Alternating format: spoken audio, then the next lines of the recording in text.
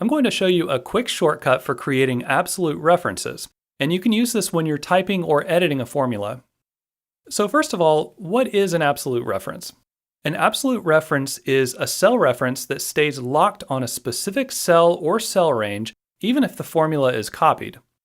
For example, if we create a formula that uses the tax rate in cell D2, we'll want to make it an absolute reference to ensure that any copies of this formula are still looking at the same tax rate.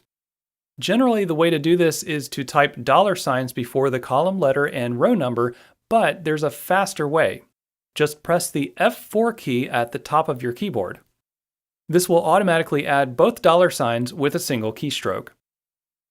You can also press F4 more than once, which will cycle through different types of cell references. And this is useful if you only want to lock the row or the column, but most of the time you'll probably want to just press it once to lock both the row and the column.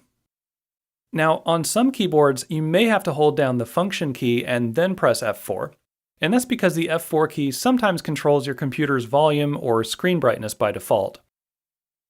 So now that our formula is done, we can double-click the fill handle to copy this formula to the empty cells. And if you look in the formula bar, you can see that the D2 reference stays the same in all of the copied formulas, which is exactly what we want. Goodwill Community Foundation, creating opportunities for a better life.